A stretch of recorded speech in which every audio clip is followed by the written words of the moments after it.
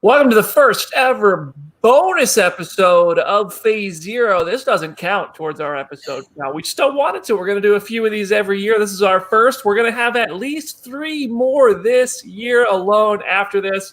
We're diving into Black Widow. I'm your host, Brandon Davis, joined today going from top to bottom. Jamie Jirak is here. Hello. Jenna Anderson in the Zoom room.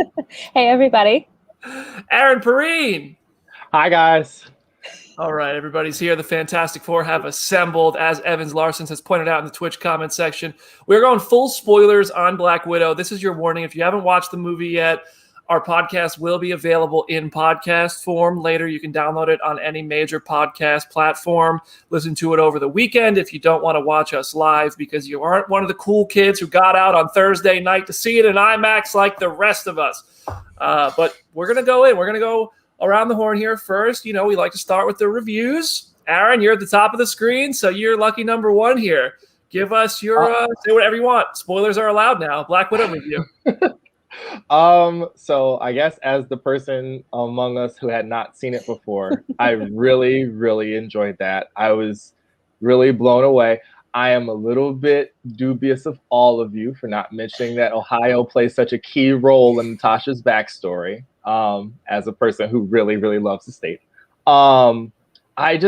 It was so enthralled. I was wondering when they announced this, I was like, what could you possibly add to her story that would make us really add more to her than we already had and her being gone? And it just accomplished all of that. The action was really visceral. I could see multiple people, especially in that first fight with Elena and Natasha, going at it in the kitchen. People visibly flinching when she would hit the wall, and when that part where they get the curtain around their necks, the double hold. It was really amazing. I don't know. It was so cool. It was so gritty. It was awesome. All right, Jamie. Jamie, hit us with your thoughts. I loved it so much. I mean, Florence Pugh had just the way she stole every scene, and Rachel Weisz, I just have the largest crush on that woman, and watching her be the mom was really great. And I wrote this in my review, but my only complaint about this movie is that it has a pretty weak villain. I don't really care about Taskmaster, I don't have opinions about the specificities about, just as a movie, it wasn't the best villain. But other than that, I don't really care because the core 4 of them had such good chemistry. I don't need an iconic villain. I just want this family to sit and banter for 2 hours. True joy. Jenna, what'd you think? Oh my gosh, I loved it so much. What I loved the most was the fact that we've sat on this movie, we've waited on this movie for so long, and every rumor and every leak, it feels like it was wrong. I went in expecting a completely different movie just in terms of the various twists and turns and who Taskmaster would be and what the family dynamic would be. And everything that we got was just so much more meaningful and earnest and interesting to watch. Like Jamie said, I could just watch all of them sit around the table and talk for 2 hours. Just the dynamic of that family was so fascinating. And we'll dive into it later, but the arc of the story itself and the way that the villain was handled, I think works really well. I think it's something that is very powerful to see in the MCU, and the fact that we finally have it is really, really interesting. And if anything, my boyfriend and I were talking about it, we almost wish this movie was a little bit longer. It's almost crazy how much more stuff they could have expanded on. But as it is so great. I love it so much. Yeah, I'm with you. I think Scarlet was tremendous. It was so nice to see Scarlet Johansson after so many years in this role finally get to really do something. You know what I mean? Not be a sidekick. She really showed that for all these years when she wasn't getting a movie as Natasha being the front of the movie, she deserved it the whole time. This was an interesting story. I thought Scarlett did a great job, and it was just complimented and maybe at times outshined by Florence Pugh's Yelena and David Harbour's Alexei. And I thought Rachel Weisz as Melina was cool too, but those first two, Florence and David Harbour, I thought were so charming in their parts. They brought a lot of Alexei specifically did something so horrible in the beginning of this movie by handing over those 2 girls to the Red Room. But then you still, by the end of it, are is this guy redeemable after something like that? He just is so, he's a delusional oaf. He's just a big, dumb idiot who just wants to feel important and he's just not. And he like maybe he just starts to accept that, and you start to come around to him. But I agree with what Jamie said about Taskmaster. I'm not like a big Tony Masters purist, but I thought that maybe it's because there just wasn't enough of Taskmaster. Like it just didn't feel like Taskmaster was this looming presence threat that was supposed to feel claustrophobic. I felt like they wanted it to feel like Taskmaster was always looming, but I never really felt like there was a real danger when Taskmaster showed up more than any of the other grunt soldiers. So, but I do like how they tied it together though. I like how they made Drakov's daughter the identity of Taskmaster, and that's a nice way to tie it back to the Avengers when we first heard that line from Loki. I really appreciate that. So yeah, I mean, overall, I love the film. I thought the third act got a little too crazy and the VFX were lacking in some of the shots of them parachuting and skydiving. But, wouldn't have been a Black Widow movie if she wasn't falling from the sky. I was waiting. I knew he was going to say it. If you took that out of the movie, I think it would have been better. I think it really would have, if you took that whole falling sequence, like what if she just caught Yelena and then we didn't have Taskmaster swimming through the air like Jaws? Like, what if they just landed? And we didn't have that ridiculous. I don't think I needed that big fight scene in the air, but Yelena or Natasha clearly has no fear of heights. She was fighting through the air. It was cool to see that. But I think I would have been better off without that kind of CGI filled sky battle in an otherwise completely grounded movie. I love the grittiness, the Winter Soldier-ness of it all. You know what I mean? Totally. What I do love though, I love the fact that like the Red Room is a satellite in the sky. Like that reveal was that is the most comic booky thing for this movie to have done, because that feels like something that you would read in like a 70s or 80s comic of like, oh, this very grounded spy agency is just hidden up in the sky and you don't even notice it. So I was willing to kind of like overlook the CGI and kind of the weirdness of that whole setup, because I was just like, this is big in a way that still makes sense for a Black Widow movie, but it also makes sense for like what comics usually are. So I liked that detail, but I totally agree with you at the same time. Yeah, I mean the CGI doesn't ruin the movie. Like Black Panther had all like just bad CGI in the third act. Those rhinos, come on, they didn't look good, but that didn't make Black Panther a bad movie by any means. Like didn't take away from Black Panther being great. So I think that's just something. Obviously, you don't want to see that, but it happens and it's forgivable sometimes, you know. But all right, now let's talk about the future of the MCU, because this movie definitely set that up in a lot of ways, but it seems like Yelena is gonna be the future. And I see smiles already. Jamie, what's going on? Tell us about your that end credit scene. I forgot. We knew Julia Louis-Dreyfus was coming, but I forgot, and so the way I lit up, that was so fun, and I can't wait. I mean, I don't think that Yelena and Hawkeye are gonna. I'm sure that they're gonna work things out, but it's fun to know that she's going to go into that show trying to kill him. I bet she makes a hell of an entrance. Like we're going to be like 2 or 3 episodes in or something, and it's going to be a completely different story, and all of a sudden Yelena's going to come bursting in and beat Clint's ass. I'm just looking forward to seeing Yelena and Kate Bishop interact. Like I feel like the two of them are going to bond over being annoyed at Clint, and I feel like that aspect of that dynamic is going to immediately just be amazing. Did anybody else find it weird that like Yelena finally got freed from this Red Room and like these missions that are very questionable at best, often worse than questionable, to working for Val? Like sometime in that time span between pre-Infinity War and post Natasha passing away, so that could be 2023 or beyond. She's already working for Val. Like she's already doing missions as an assassin. I thought that was kind of weird. I don't know. I see it as like that was something that she probably like over the course of the blip and like the 5-year span, something might have happened that like led to that being a thing. Like that was kind of my headcanon, is that like she survived the blip and that was just how she was kind of like making a living in the meantime. And so I don't know. It makes sense to me, but it does feel kind of weird now that you put it that way. Yeah, I agree. I hadn't thought about it, but it does. I mean, it's kind of like Natasha. I mean, she went to work for S.H.I.E.L.D. and it's what they know, it's what they're good at. It's hard to, and we still don't totally know what Val's motives are. We're probably not good, but Yelena might not know that. She's young, she might be getting manipulated again. Yeah, I mean that's like what you see like when soldiers come back from war and decide to go back to war because that's what they know. Aaron, what'd you think of the post-credit scene? Any takeaways? I am very interested. So for people who don't know, this was supposed to be the introduction of Val, but the pandemic kind of turned everything on its head. So you had to retool some parts of Falcon Winter Soldier to give her introduction then, so this would make sense. I am interested in how it's going to all play out in Hawkeye. I hope everybody's seen the other Disney Plus shows, because my girlfriend was like, "What? I'm confused. There's a Hawkeye show coming out. Why do they have Jeremy Renner's glamour shot on an iPad?" And I was like having to explain that Haley Steinfeld is going to be in a Hawkeye series with a dog and them running around learning how to be Hawkeye.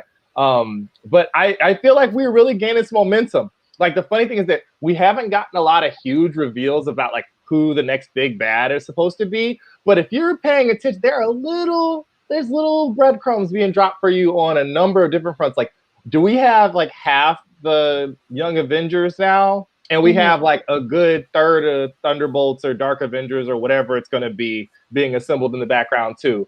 And then who knows, next Wednesday on Loki, maybe we'll get our big bad. Who knows? We don't know.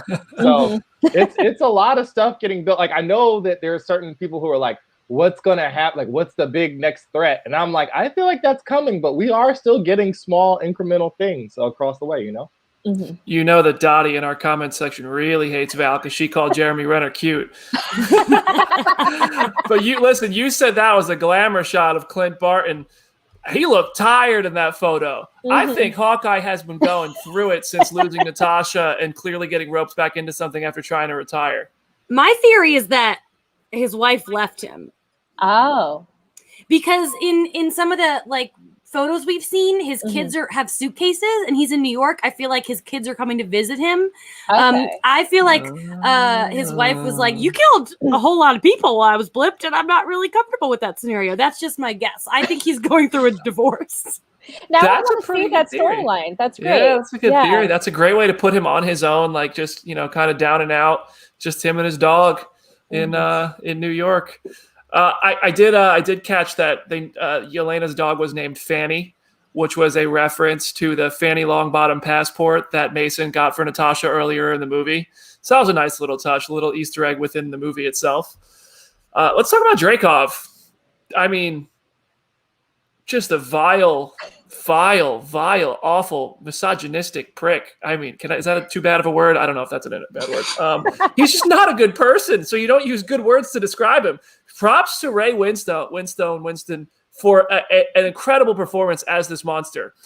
We talked to him on set, and we're not allowed to like say the interviews are still not allowed to come out, but we talked to him on set, and all I'm going to say is he was like a super nice, kind of funny guy. Like, he was super chill. He was nothing like Drakov. So if you happen to see Ray Winston out in the street, don't go at him like he's Drakov. But he did this role. I mean, it was so intense. Like, it was dark. It was dark. The little monologue that he has to Natasha in the third act, like, every time I've thought about it since I first watched the movie, it has sent like chills down my spine. Like, every time I think about it, I'm just like, this is just, I'm so glad that we have a villain like this who is, his literal entire ethos is just misogyny. Like, that is just all, like, he is so horrible because he is just so fueled by misogyny. And that's, I think, why I like the Taskmaster reveal at the end of the day, because it further like proves the extent of how much he's willing to do. He's willing to turn his own daughter into a super weapon to fuel his own misogynistic agenda. And so, like, he did such a good job with just the little bit that we saw that I'm still just shook every time I think about him, because he just did such a good job. That's such a good point, and I struggle with the villain because he's so not redeemable. And you guys know I love villains, and it's just the first villain in so long where I'm like, I'm not putting his poster up on my wall, like, okay, I guess I did agree. I do like that the reveal of that the daughter reveal. I did think that was cool. And I'm sure there are a lot of people who are upset, like purists, about that. And I totally get that. But it was difficult for me to be like, oh, he's just, there's nothing fun about him. But that doesn't have to be the case. And Jenna, you're totally right. I think it is a cool, direction to take, where he's misogyny. My friend brought this up, and I think it was a good point. I kind of wish that the widows had like stormed him and killed him rather than him just blowing up. I think that would have been a more poetic death. Just each one just walks by and shanks him one time. Little prison shank session. Jeez. Oh my gosh. Aaron, what'd you think of Drakov? I mean, the slimiest of all the Marvel villains, right? Like, isn't he number one with a bullet now? Like, Yeah. he has to be the worst. Has to be. And I was Thanos just isn't even this bad. Every other Marvel villain, it feels like they could be redeemed. He is just completely like, no, there is nothing good about this villain. And I think that's what I like so much, because there's so many comic villains where it's just like, you're just bad. You're just a caricature of this thing. But yeah, Aaron, go ahead. I mean, it does seem to be like a thing where it's like, no, but like for real, there's no like, oh, well, they kind of have some point. No, like we fully broke the mold on the whole Marvel. Yo, I'm a person who might have had a point at some point in the past, but like went about it the wrong way. No, you're just evil. You got to go. And I thought Brandon was right too. When the Widows came in, I'm like, it would be a really good moment for her to go ahead and aerosolize whatever this thing is and have all of them just destroy him. But we don't get it. Instead, he gets to perish in a fireball inside of some weird like helijet. So it's still all right. It's still cool. When his glasses came flying at the screen, I bet that's hilarious in 3D. Wait, the glasses were 3D? Oh my god! No, I haven't seen it in 3D, but I bet you if you do, they come popping out like a ride at Universal. Oh god. I thought that whole sequence, like when he was beating her, I was just like, wow, this is dark for Marvel. This is heavy, intense stuff. This is like a commentary, like in your face on domestic abuse and abuse of power. And it was just like, I'm proud that they didn't shy away from it. I'm really happy that they were bold enough to go there and show it in the way that they did. And it just made Natasha clearly such a strong character. And for her last film, the last film she's in, the first film she finally got, like she emerges as this tough as nails, like story complete, freed from this awful past character. And I love that they broke that, like she got that leash off completely. That was really refreshing, I thought. But when she severed the nerve, when she smashed her face on the table, I was just like, ah!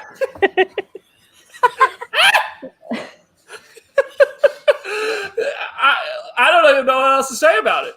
I was just like shocked. You covered it. Yeah. That was.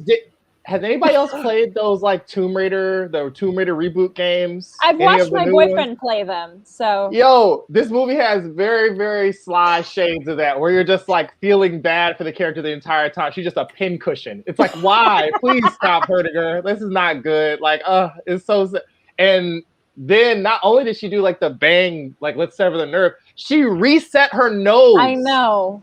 Just like a G, like, all right, we're good. All right, let's get this floppy disk thing and get the heck out of here, a jump drive or whatever it is. I was like, this is insane. Oh gosh. We're gonna go through Easter eggs in the second half of the show here. We're gonna take a break in a couple minutes, but one of them that I had there that I just want to bring up now is when she used the same exact skill set and tactic that she used in the Avengers with Loki. When she got Loki to reveal that his plan was to unleash the Hulk on the helicarrier, she did that exactly, and she got Drakov to unveil his whole plan, thinking he was in control. He went on this power trip, and then she ended both of those situations by saying, "Thank you for your cooperation." Like, genius. Great writing. Love that parallel.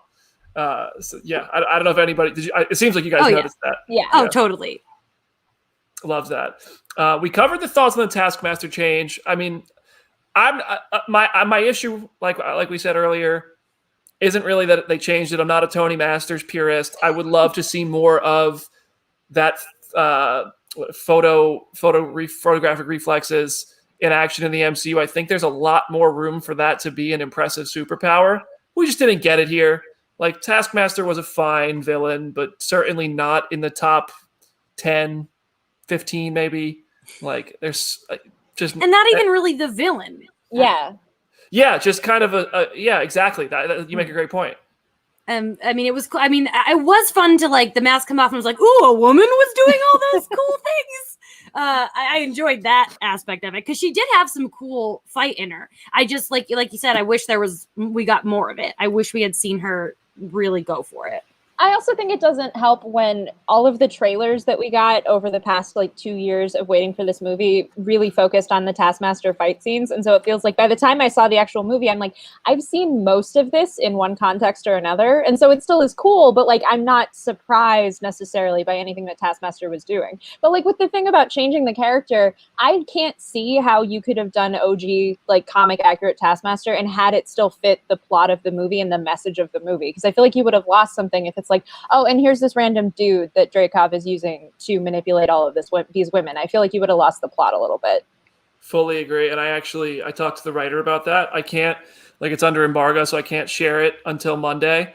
But I do have like the explanation for why that happened, and we'll be able to run that on the site on comicbook.com/Marvel on Monday. And also, this feels like a really good time to announce that next week, after the first half of our show is dedicated to the Loki finale, the second half of the show will be Jenna and I talking with Black Widow writer Eric Pearson for a whole half hour. Ooh. So if this isn't enough deep dive into Black Widow from our perspective, we are going behind the scenes with the writer of the movie in next week's episode of Phase Zero, proper episode 27. Immediately following today's episode recording, Jenna and I are going to go record that interview. So that's really cool. Happy about that. Now, we also talked about Act 3. My perspective was that it didn't lose me at all. Like, it didn't make me not like the movie anyway. I love the movie.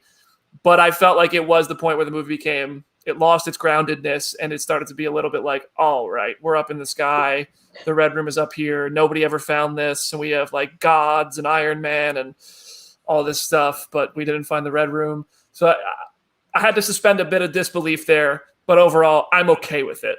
Like, what did you guys think of the third act overall? I do have to say, to your point of like, how did none of the other Avengers find that? Like, Yelena literally has the line of like, Natasha, you're an Avenger. Why didn't you like bring the other Avengers to like come help us and like liberate us in the Red Room? So I think the fact that nobody had discovered it until the events of this movie kind of like says something more about how the movie is talking about like feminism and internalized misogyny and everything, of just like nobody thought to look and figure out what's going on with the Red Room. And so it was just hiding in plain sight, basically. Yeah. Aaron, third act do anything for you? I really thought that I just really enjoy that this phase they seem to be leaning more into like the goofy comic book stuff that wouldn't have flown in earlier phases of the MCU. Literally. Thank you, Brandon. I really enjoyed all like the visceralness of like the entire thing. Also, classic opportunities to do spy movie double, triple cross stuff that you would not have gotten from like the trailers. Like none of us could have guessed like, oh yeah, that's how it's gonna end. Like it's totally gonna be this giant floating fortress in the sky, and she's gonna use her, Black Widow mind trick on him to make him give up the plot, and then we're all gonna scamper out of here as we crib. Isn't one of the Black Widow comics, there's a really famous scene where she like jumps out like the Space Needle or like a building and does the same rappel trick out of it, and I'm like, yep, we're just gonna crib that for this. Wonderful. And have her swing back into the building from one level of it to another, which was like insane. I was like, this is so cool. This is so like, I don't know if I needed, like, I think I do I'm picking up what you're putting down, Brandon, about it. Like, we just lost all the grounding from the past hour. Like, now we're in full MCU territory again, where she's made out of rubber and her mom is made out of rubber too, because she took all the falls and stuff like a G. And I was like, that's wonderful. Poor David Harbour too, getting used as a pinball.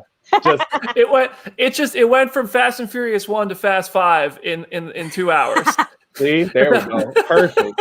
I mean, Fast 5's the best one. So Fast 5 is the best one. I'll fully agree with you.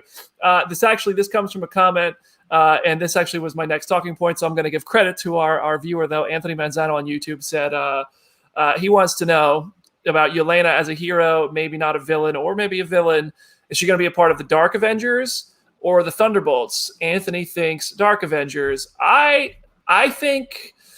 I actually, it's such a toss-up. I really don't know. Like, I think that she's going to start out in the dark because she thinks it's right, and I think she's gonna realize it's wrong. And I think it's gonna be like a similar arc to Natasha, realizing the errors and then becoming a good guy. I mean, I don't know. I feel like you have Florence Pugh, you're gonna make her a hero. You're gonna make her the star of your franchise. That just makes the most sense.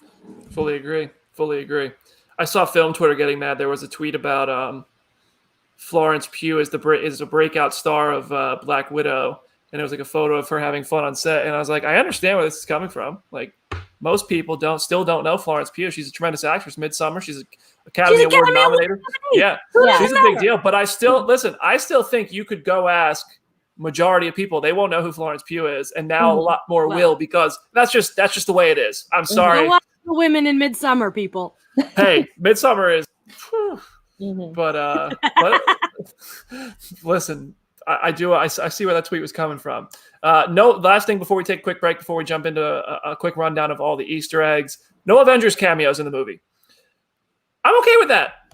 This was Natasha's story. Maybe Clint could have been in a flashback for Budapest, but like even then, was that like his voice? Yeah, in the we car? heard him for like a second. Oh, was it? Yeah.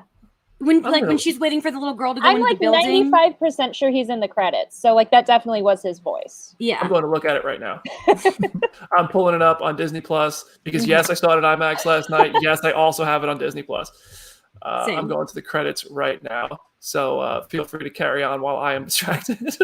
Any other Avengers cameo would have taken me out of it, like completely. Like it would have just distracted from what was going on. Like I think this was the perfect way to tell Natasha's story and still have it fit between Civil War and Infinity War without really like retconning anything or wondering where the other Avengers were. If they had shown up, I would have just been like, why? This is pointless. We always have these discussions around these movies now. Like it's always like a big argument amongst the community about whether it's realistic to have people running through New York and then Spider-Man not show up, or we're here and they don't have any money, so why isn't Tony Stark paying anybody any money? Like I don't know. I think she would have to do this by herself. I don't think it would have helped to have, freaking Chris Evans swing through and be like, all right, cool. And then do that weird handshake thing from Predator with freaking David Harbour. Like, it's time. Let's go. It doesn't fit. It's not that time. After Civil War, it makes total sense that she would do this on her own. I mean, it's all come crashing down, and it can handle it. It's not like it's a god from space that she's fighting. It's just some dude with some technology. Like, I think that I don't think it needed that. The only place I could have seen an Avenger cameo fitting in would have been in that pre-credits scene where it felt like the movie was over and then we got a scene before the credits when she was riding the motorcycle in the Infinity War hair and vest. I thought maybe she was going to ride up to Steve Rogers and they were going to go decide to break the Avengers out or something like that. That's the only real place I could have seen it, and that would have been a nice touch because I think the purpose of that scene as it was to show that Natasha really was like a glue that held the Avengers together. So I thought that was cool, but that's the only place really. But also to your point about the money, how the hell was she paying Mason? This dude was showing up with Quinjets and helicopters. Like that, I bet Nat can easily rob a bank and she's fine. She's in and out of there. I'm pretty sure she can rob a bank. I don't see Jeremy Renner listed in the regular cast. I'm just gonna keep it going, but I'm all the way down to art directors now. Oh, geez. Droughts persons, visual development concept artists and illustrators, and I don't see Jeremy Renner. So maybe it was just a secret. Maybe they didn't credit him. Was not on Paul IMDb? Huh? Was Paul Bettany credited for Avengers Endgame when he did the voice of Jarvis? I don't know. I don't know either, but I know that was Paul Bettany's voice, so that would be a good thing to reference for this. But yeah, I'm okay with the no Avengers cameos. I do want to know what happened with the Robert Downey Jr. rumor that like a deleted scene from Civil War was here. I listen.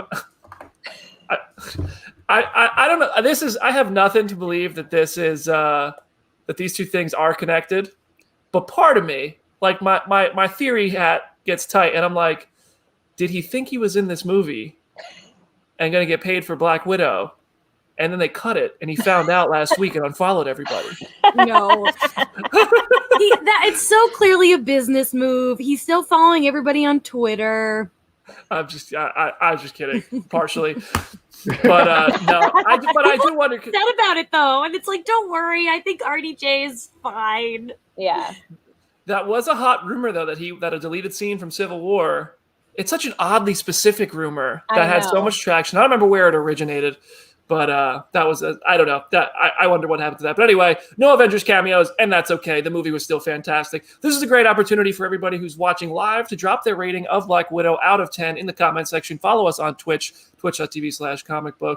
And if you're listening to us in podcast form, please consider following us on Twitter at Phase0CB, leaving a 5-star review, and dropping links to our show on your social media channels to help us grow, because that's how we get awesome guests like next week's Black Widow writer Eric Pearson, followed by a special Loki guest the week after. That I'm still trying to confirm, so I can't say just yet. We're taking a quick break. See you in a second.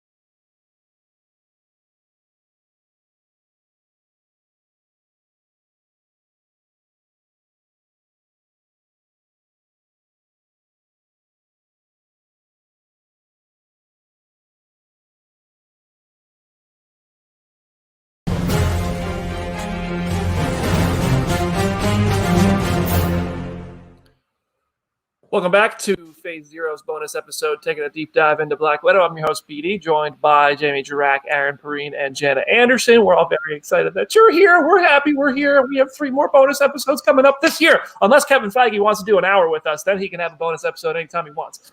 All right, we're going to talk about Easter eggs for Black Widow. We are still in full spoiler mode. Jenna, if you want to help me run through these, I'll rattle them off with you. The first I want to say is young Natasha was played by Mila Jovovich's daughter, Paul W.S. Anderson, and Mila Jovovich's daughter, Ever Anderson. So that's a cool little Easter egg right there in itself. Like, not really Marvel related, but that's cool. That was good casting. I know. She looked did like such her. a good job. Like, Yeah. I love knowing that Natasha was this like little punk rock kid with like dyed hair and just Always loves to dye that hair. I know, but it was just like that energy that she gave in the small segment that she was in the movie, just like completely like added more shade to just who Natasha is as a person to me. So I loved her. I thought she was great. There's that might be my favorite like cold open movie. I think I have to really think about it. I want to make a list, but that I loved that opening so much. And then going into the Nirvana cover was sweet. Yes. I thought that Ever Anderson really convinced me she was a young Natasha. Like, it just felt like this is Natasha. It didn't feel like out of place at all, and I really appreciated that. All right, what's next? What do we have here? Red Guardian stole the map of the basal ganglia. From the North Institute, which was a SHIELD like HQ/front, but it was actually being run by Hydra, according to what they said. But in the comics, the North Institute was actually like an HQ for widows who were hunting Red Room trainees. So that's an interesting little swap there. So they do like to change up comic stuff. And the last one I want to point out here while we go through this is when Ross was hunting Natasha, just as Tony promised Ross would in the last scene they had together in Civil War, she said to him, "What is this, your third triple bypass?" Which was a straight up reference to the scene in Civil War where Ross was lecturing them about, being out of control heroes and they need to be government controlled. He started that story by saying he was golfing and had a heart attack. So that's just a straight up callback to that too. So I appreciate connections like that. Jenna, if you want to take us. Yeah, so you wrote this down and I had totally forgotten about this, but the agent that frees Yelena's mind is Oksana, who in the comics marries Red Guardian and is then killed by Rhino. So that's just kind of a cool little character that we're going to sprinkle in there. And then Natasha in her little RV is watching Moonraker, which is the James Bond movie where Roger Moore's James Bond goes to space to stop the world's population from dying, which, as you pointed out, sounds very familiar in the grand scheme of things with Natasha's story. I also really love that scene because I love like the box of hair dye, because I know any woman who dyes their hair knows like you buy the box of hair dye and then you sit with it for like 3 days before you actually dye your hair. And so I just loved I loved how they like layered that in. Go ahead. Also, she's going to need some bleach. She's not getting Yes. that blonde over that red with just that box. Absolutely. I agree. Just putting that out there. Yeah, that took days just to get that Yeah. to happen. Yeah. And then I know, do you want to take the princess bar, Brandon? Because I know that was a thing you were very hyping up on Twitter this morning. Listen, I was watching this movie last night. I didn't catch this on the first viewing. When I was watching it on the big screen, I saw when the car crashed into the subway station in Budapest, there is a store or maybe a bar or whatever it is called Princess. And I was like, yo, wow, it's really good to see that Wolverine's bar, the Princess Bar, is doing so well that they're not just in Madripoor, because we saw Princess Bar in Madripoor and Falcon and Winter Soldier. Everybody lost their mind and they were like, X-Men Easter eggs. And then I saw it last night. I was like, yo, Princess Bar. Like Wolverine, it's in Budapest. It turns out Princess, whatever that little shop is a real world location that they just didn't change the sign for when they were filming down there. And this is strictly just a coincidence, unless Kevin Feige saw a chance and he took it and said, you know what? The Princess Bar is a global alcoholic distributor. They get people drunk in Madripoor and they also pour shots in Budapest. And next time I go to Budapest, which if that ever happens, I am absolutely going to find the Princess Bar and take a picture with it. Now I need an episode of Bar Rescue where they're dealing with Wolverine and like all of the other people who own that bar. Yo, they would would make a great Disney Plus show, just like a reality show type thing, like just I don't know, putting just kind of like The Office. I guess WandaVision touched on that, but just a fun thing where you're like putting the Avengers in like reality show situations, like game shows and stuff. That'd be funny. Now I'm off topic. Who would be best at like Family Feud from the Avengers? I mean, we saw that on Kimmel. Like the cast did Family Feud. Oh, that's true. So I feel like that's a close enough approximation of like how they actually would be. I think we just watched a Family Feud. Yeah. In Black Widow.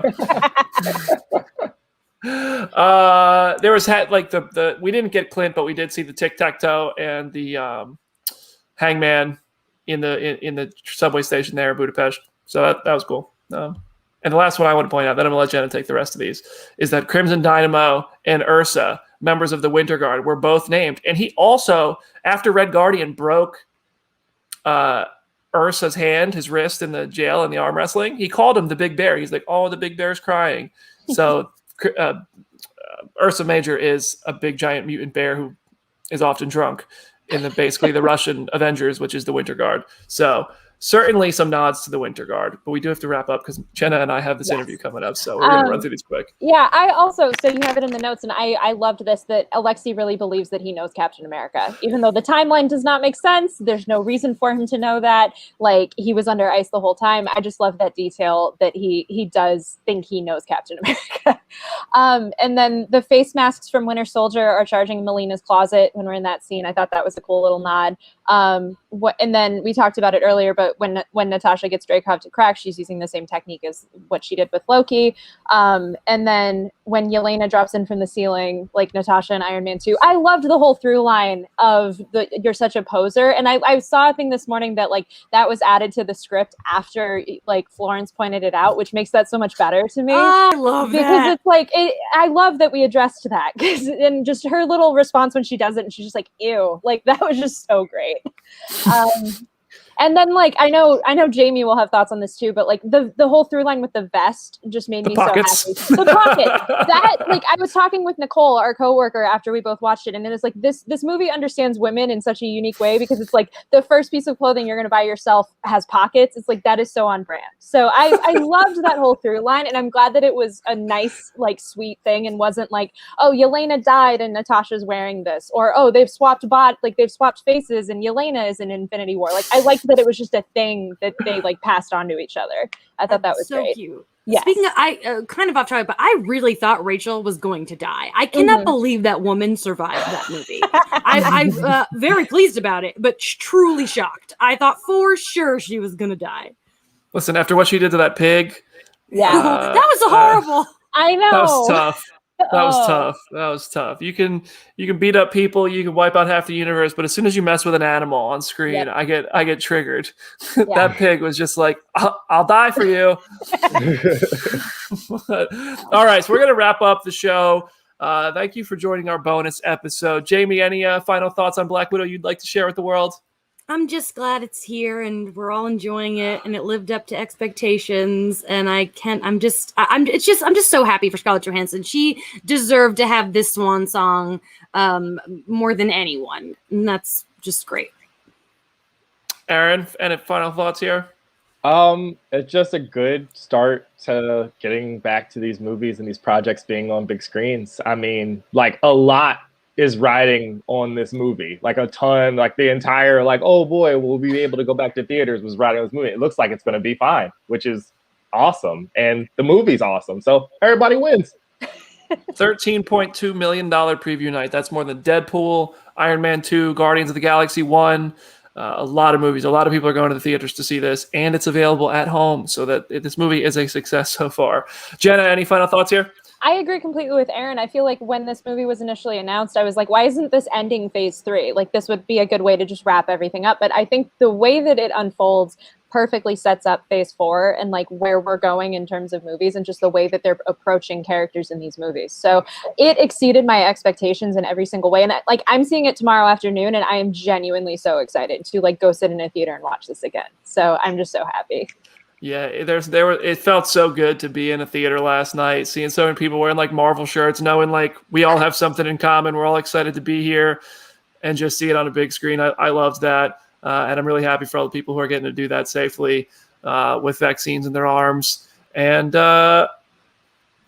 people who get to watch it at home, I hope you're enjoying it as well. So listen, we got 3 more Marvel movies this year. We're halfway through 2021, and we still have 3 more movies and 3 more shows and the Loki finale on Wednesday. We're eating. Phase 0 is thriving, and that's because of the listeners and my amazing co-hosts. So thank you all very, very much.